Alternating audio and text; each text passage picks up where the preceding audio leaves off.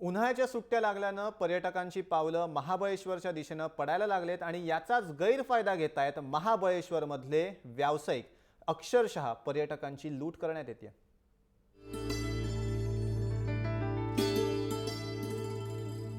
महाबळेश्वर महाराष्ट्रातील प्रसिद्ध असं थंड हवेचं ठिकाण। देशभरातील पर्यटक इथे येत असतात। मात्र महाबळेश्वरमध्ये येणारा पर्यटक हल्ली नाराज व्हायला लागलाय।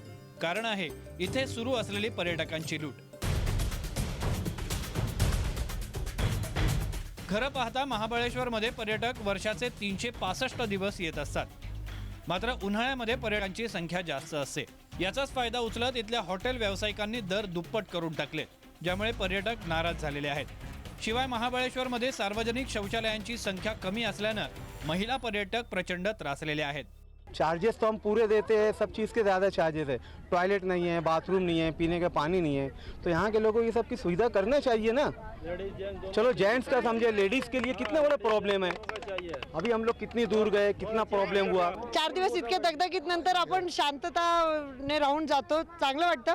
पण थोडंसं सुविधांचा प्रॉब्लेम होतो बरं का। आपण इतकं टोल वगैरे पण भरतो इथे येताना, पण ते टॉयलेट वगैरे जे आता सगळ्यांनी सांगितलं तसं खरंच प्रॉब्लेम होतो। वेण्णा लेक हा महाबळेश्वर मधलं आकर्षणाचं केंद्र आहे। मात्र या परिसरात येणाऱ्या गाड्यांसाठी पार्किंगची सोय नाही। त्याचा फायदा बेकायदा पार्किंग करून घेणाऱ्या लोकांना होतोय।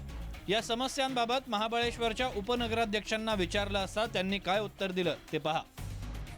आमची लोकसंख्या फक्त 7,500 आहे। आता 7,500 मध्ये आम्हाला किती उत्पन्न असणार आहे आणि आम्ही काय काय करू शकणार आहे। त्यामुळे हे जे प्रदूषण कर आणि प्रवासी कर आहे ते उत्पन्न जे आम्हाला नगरपालिकेला त्यातून मिळतोय, त्यातूनच आम्ही हे येणाऱ्या टुरिस्टला आम्ही सुखसुविधा देऊ शकतो। खासदार उदयनराजे भोसले यांना गैरप्रकार अजिबात चालत नाहीत। महाबळेश्वरवर त्यांचं जातीनं लक्ष असतं। महाबळेश्वर मधल्या नागरिक आणि व्यावसायिकांप्रमाणेच त्यांनी पर्यटकांसाठी देखील पुढाकार घ्यावा अशी मागणी व्हायला लागली आहे। कारण त्यांच्याशिवाय हे प्रकार थांबणार नाहीत असं सर्वसामान्यांचं मत आहे।